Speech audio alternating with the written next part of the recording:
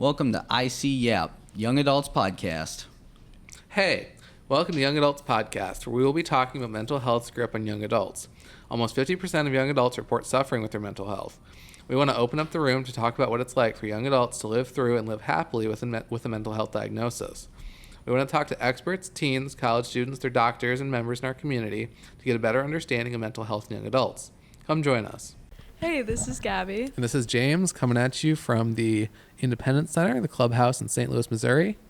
Yeah, today we're just going to talk a little bit about social media, especially how it pertains to young adults and kind of what young adults do on social media, why it's so popular, especially in the past couple years, and then also some negative aspects to social media, why it may be harmful, especially for young adults. But yeah, James, do you use social media? So for me personally, I've had some pretty negative experiences with social media, especially in high school. Like, I was very much addicted to Instagram. For sure. And I was constantly, every time I would upload a photo, I would just obsess over how many likes it was getting, how many comments it was getting, like who's interacting and who's not liking. Yes. And it's like, oh my God, like does this person hate me?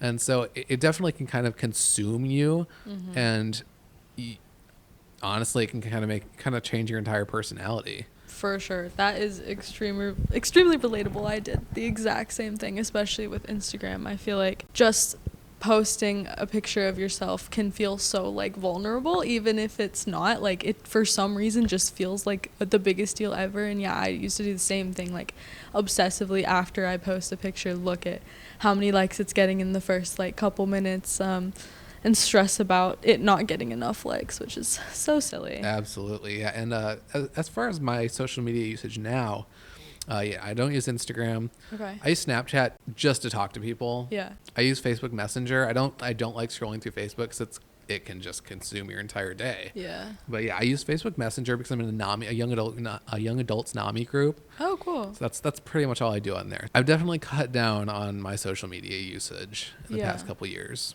Nice. Yeah, for me, I mainly only use Instagram these days, but even that, I try to limit it. I have a timer on there for an hour a day, and That's I try smart. not to even get close to that. But yeah, it'll literally won't let me keep going after an hour, which is definitely good for me. But yeah, when I was younger, I used to use Snapchat and TikTok and all of those, and it got to be a little too much, and I could tell that I was obsessing about it. So yeah, I consider myself kind of lucky. I've never downloaded TikTok. that's a good thing. Yeah, my little brother is pretty obsessed with it. So, and yeah, it's just addicting. I mean, you can just scroll for hours. Yep, that is what I used to do, and so many people in our generation do that. It's impossible not to get sucked into it because it's so much information in little short snippets. And yes, I remember every time I open TikTok, I swear I'm on it for at least an hour because it's impossible to get off of it. And that's not saying that it's bad for everyone. TikTok is not inherently bad. I think it's difficult to use it in a healthy way. In moderation. Yeah. Yeah.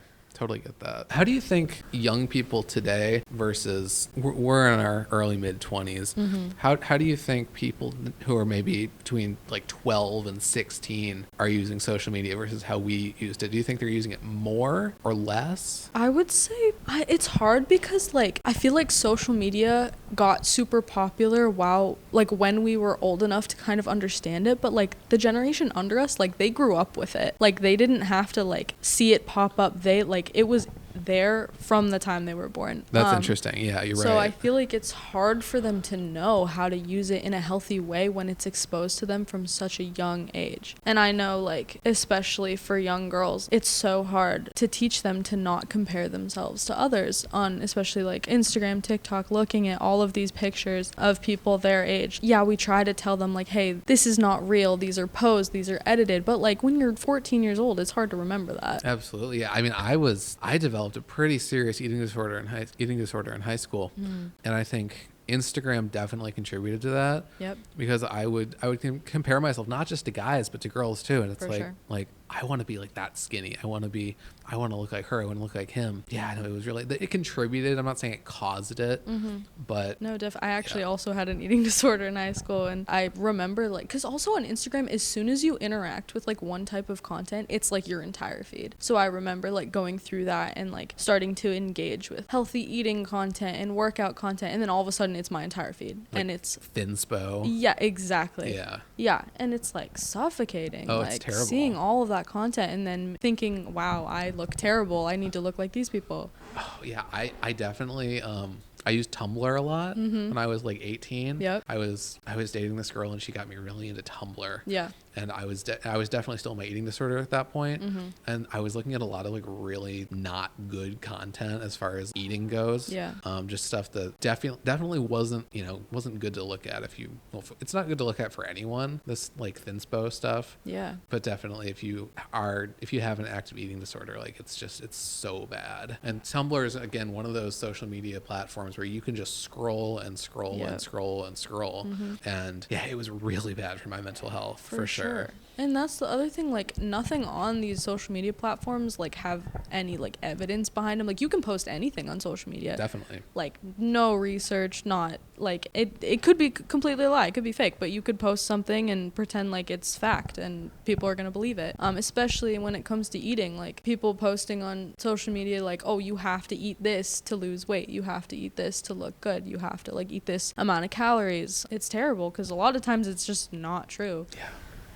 Yeah, I went to an eating disorder treatment facility in 2017. It was rough. Yeah. It was really rough, but I think it did help me kick the eating disorder. And I would say I'm like 95% recovered at this point. I definitely obsess over calories and stuff a little too much, but I'm eating a healthy amount now. I'm Good. doing, intuitive eating. I eat when I'm hungry, and I'm not as obsessed with, being super skinny or super fit. Like I do bike a lot, but other than that, I don't push myself super hard like I used to when I was, really struggling with that. That's good. Yeah. Yeah. I mean, I have a similar experience, definitely loads better now than I was back then, but definitely recently, now that I've started like consistently working out again, I've kind of seen a resurgence in like fitness content on Instagram, which I'm starting to recognize is probably not good for my mental health, because like I'll go to the gym and I'll feel proud of myself for doing something, and then I'll see an influencer in an Instagram reel like lift more than me or like look better than me, and I'm like, oh, maybe I'm not doing something good, and it's just like so harmful. Super relatable. Yeah. When I was really deep in it, I followed a lot of like fitness influencers, like you were saying, and I definitely have probably unsubscribed to like 95% of them.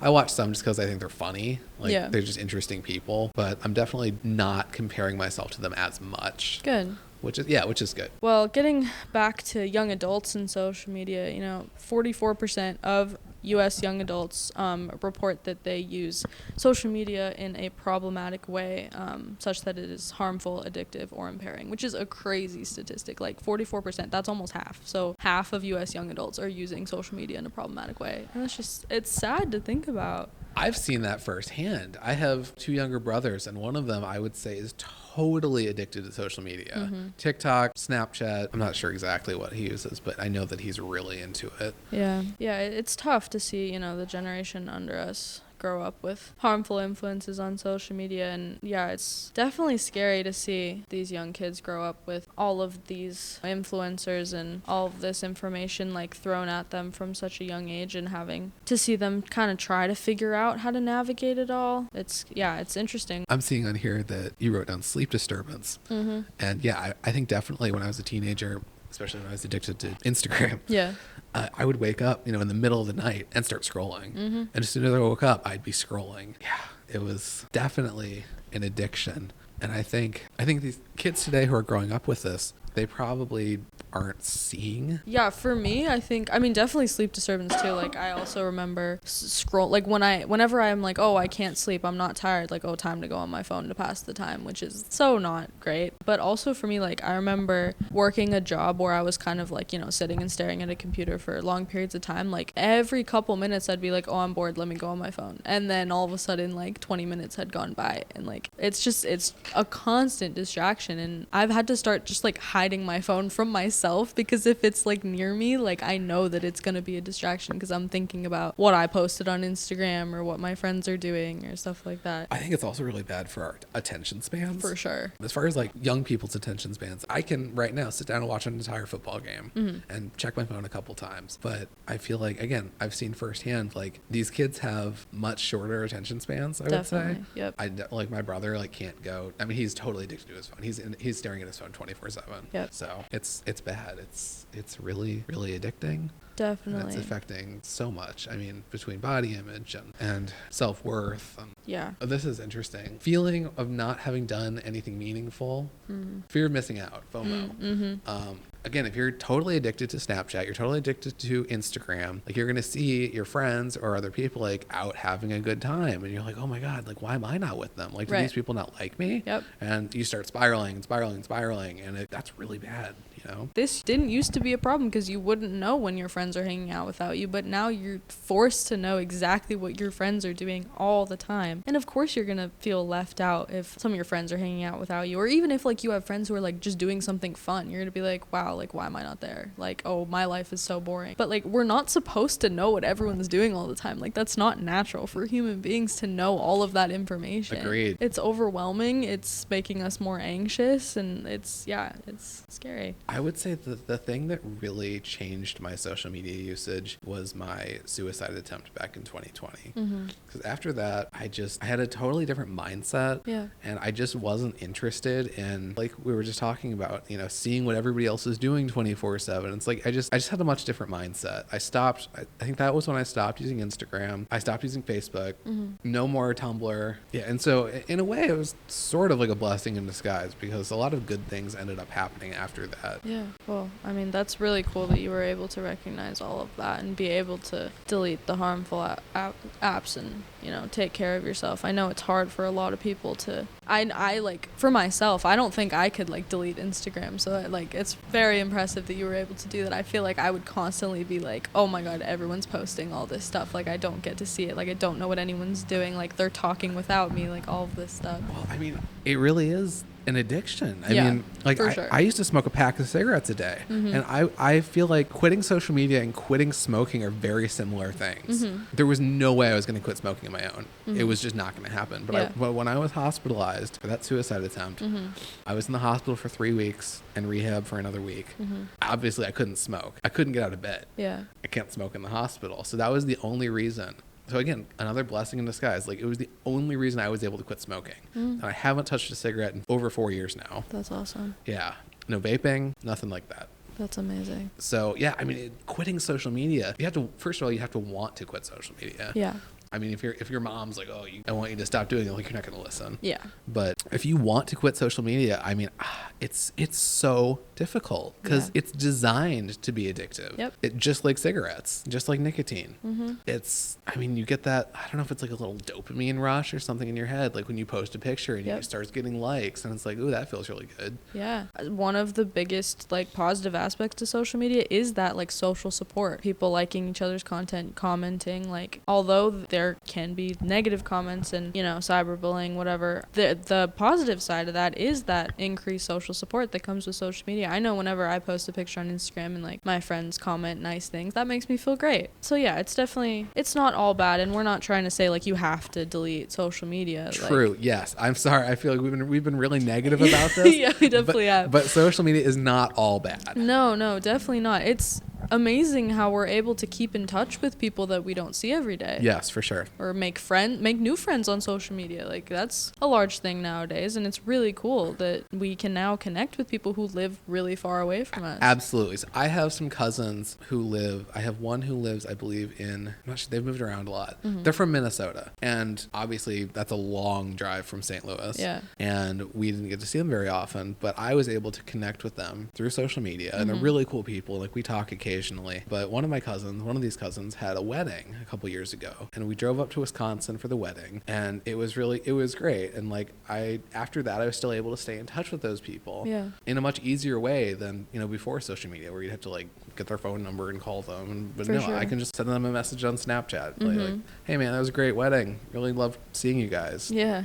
So. For sure. Yeah, I'm from California, and, moving out here, I was so scared about, leaving my family, leaving my friends. But now with social media, like, even though I'm not talking to my hometown friends or family every day, like, I can see what they're up to, and I still feel connected to them. Yeah. Which is great. And yeah, like, research shows that we do get positive emotions from seeing, like, other people doing well, like, emotions are contagious. So if I see that my friends are happy and doing well, I'm going to feel happy too, which is great. And it's a very positive aspect of social media, because now we are exposed to all of those positive emotions like we wouldn't be before. And research also shows that the emotions of joy and pride and, general happiness, like, are the most appropriate emotions, like, on all of these social media accounts. Even though sometimes you remember the negative emotions more, the positive emotions are more prevalent. You can like posts, but most social media apps don't have like a dislike or an unlike button, which is definitely a good thing. That is a good thing. And social media is just a very fun thing to get to use. I like making little collages on my Instagram stories when I go on like a cool vacation and stuff like that. It's just generally like fun to do. I mean, I have mixed feelings on social media, obviously. For sure. But what you just said about like, and there's nothing wrong with what you just said. I feel like if I were still on Instagram and I was seeing people like taking really cool vacations, and like Abby's talking about like going to London. Yeah. It's like, oh my God, like, I'm so jealous. Yeah. So, I mean, I've posted pictures that might make someone jealous. So it's not like I'm not a hypocrite. No, I feel that. I feel like, especially lately, like right now, I'm definitely struggling financially to get to do any like extravagant vacations or anything like that. So like seeing people go to Greece or Italy or crazy stuff like that, I'm like, wow, I wish I could do that. Yeah, totally. So I definitely get you there. Yeah, I feel like it can be going back a little bit to the negative side. Yeah, I feel like it can be really triggering as far as like your own posts go, like looking back at like your old posts. It's like, oh my God, like what is wrong with me? Like, why would I post this? So I've totally deleted my old Instagram. Oh yeah, like there's nothing. Sure. It's gone now. I don't know. I do actually have an Instagram account right now, but I don't have the app downloaded and I'm not logged in. Yeah. So I actually work in a lab through WashU, and we do some social media research. And one of the biggest things, especially young girls do on social media, is like look back on their old content and compare themselves in the present to themselves in the past. Oh, like I was so skinny back then. Like I wish I still looked like that. Or like, oh, my life was so much better back then. Like all this stuff, which is definitely not great. And social media makes it so easy because, normally like at least my memory's terrible. I don't remember what I looked like or how I was like 10 years ago, but social media just shoves it in my face. I've deleted all my old photos. So there's nothing really to compare myself to. But before I did that, I was definitely looking back to when I was, 17, 18 years old, running every day, lifting weights. Yep. Like I was like, oh my God, like look at this person, like so fit, so beautiful. Yeah, it's really triggering. For sure. I do that all the time. Like, oh my God, I was so skinny back then. Okay, yeah, you also had an eating disorder. Right. Like, let's calm down. Exactly. You also had me. That's me to a T. Yeah. This is such a big issue just because, like, one of the reasons why this is such a big issue and why we're talking about it is because 90% of young adults, so like ages 18 to 29, use social media, and most use it at least once daily. So that's like basically everyone, which is crazy. But I mean, like, it makes sense because, like, when everyone else is doing something, like, we're gonna do it too. Like, we're human beings. That's just what happens. But why this is problematic is because young adults are at a greater risk to suffer from a mental illness than any other adult age group in the U.S. Piggybacking on that, I feel like on top of the high risk that young adults are at for mental illness, social media, again, I'm getting negative here. On the positive side, it definitely does provide an outlet to express personal emotions or thoughts. But again, like we were talking about, like there's so much on social media that is so negative and it impacts, our mental health in such a negative way. Yeah, I mean, in some of the research I've done, like we've really tried to break up social media use into categories because, like, I mean, like we said, it's not all bad. Like there are positive aspects to social media. So in my research, we've tried to see like, okay, what is it about social media that is bad and problematic? And we've found that like the only sides of social media that are super harmful are that comparison-based use. So when you're comparing yourself to other people or comparing yourself to your past self, that is extremely harmful, and when you're expressing negative beliefs online and engaging with like negative beliefs and negative opinions online, that can also be super harmful. And like with this past election, like I definitely can see why it can be so harmful to see. Yeah, we haven't even touched on fighting and arguments and cyberbullying, being connected to each other 24/7, everyone having different opinions. Yeah. I mean, it's a breeding ground for, like I was just saying, fighting with people, cyberbullying in a way that before social media, it just didn't exist. That wasn't a thing. And not only that, but people are always going to be like more confident, less scared to say how they really feel. They're going to be more aggressive and meaner online because they're hiding behind a screen. Right. It's fairly anonymous. Yeah, you can say pretty much whatever you want to somebody with pretty much zero repercussions.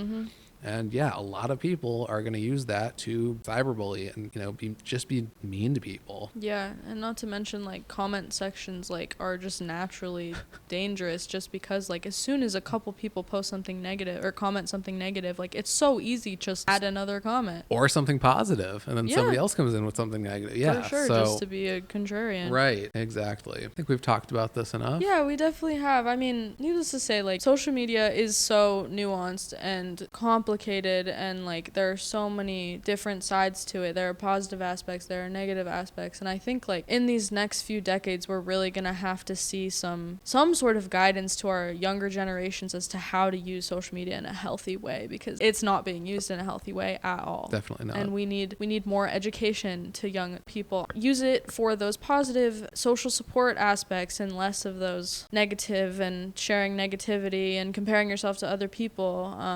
But I definitely look forward to seeing like more research come out on like how to use it in a more positive and social way. Yes, me too. All right, I'm James. I'm Gabby. Thanks for listening. Yep, thank you.